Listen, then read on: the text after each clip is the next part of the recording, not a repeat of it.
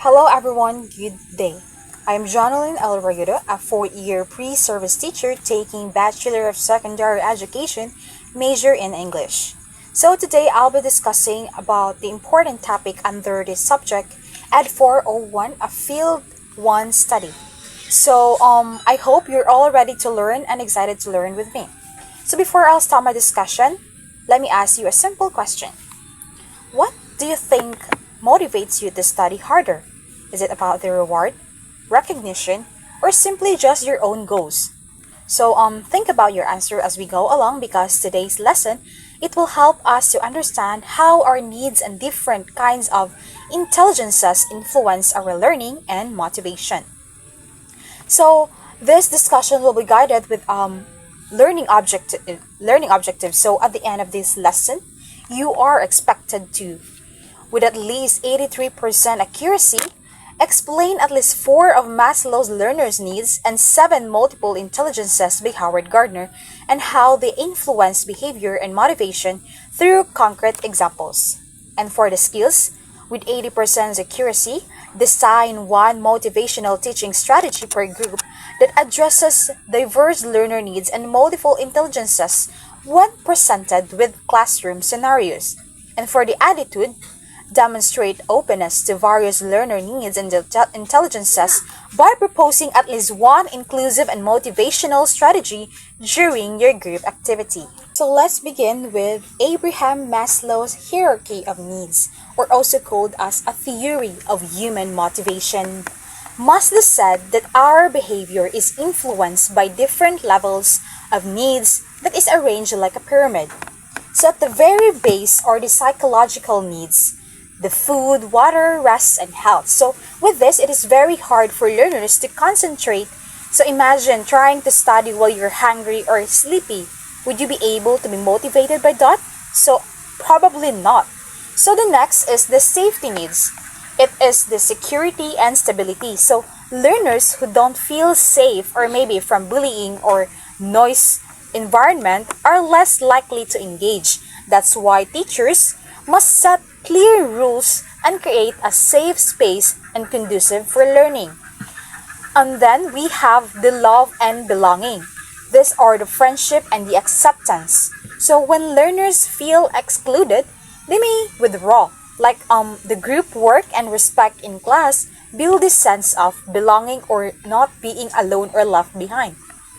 And for the next, we have the self-esteem needs. It comes next, and these are the confidence, recognition, and achievement. So students want their efforts noticed. So likely students would like be noticed or being visible to everyone's eyes. And a simple great job from a teacher can easily boost their motivation. And finally, at the very top, we have the self-actualization. So reaching one's full potential. So this is where learners became more creative, independent, and problem solvers. So, so here are some questions for you. Can someone who struggle in math still be considered intelligent? Yes, because intelligence comes in many forms. Let's go through them briefly. So first, we have the logical mathematical intelligence, the very common. So this is the ability to work with numbers, reasoning, and problem solving. So if you enjoy solving puzzles, analyzing data, or figuring out how things work, then this one is your strength. So people with this intelligence often become scientists, engineers, or programmers, or any jobs and works that involves the use of mathematics. So the next we have the linguistic intelligence. So this means being good with words or speaking, both in speaking and writing. So if you love reading stories, writing essays, debating, or learning languages, then you are strong in linguistic intelligence. Writers, journalists, and lawyers often have this gift.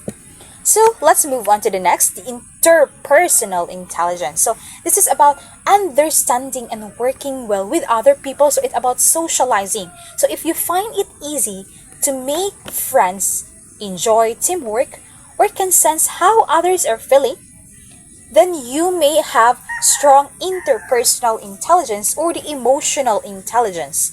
Teachers, the counselors, and leaders often have this intelligence. And let's proceed to the next, the intrapersonal intelligence. So this is about knowing yourself. If you spend time reflecting, setting personal goals, and understanding your own feelings, then you are strong in intrapersonal intelligence. So many philosophers, writers, and entrepreneurs use this intelligence in their lives. So for the fifth intelligence, we have the musical intelligence.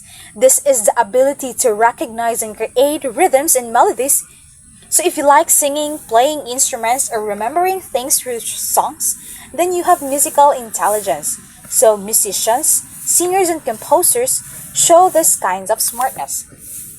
So for the visual spatial intelligence, so this means thinking in picture and images. So if you enjoy drawing, designing, or imagining things in 3D effect, you are strong in visual spatial intelligence. So mostly they become architects, artists, engineers, and pilots often use this intelligence. Next is bodily kinesthetic intelligence. So this is the ability to use your body skillfully.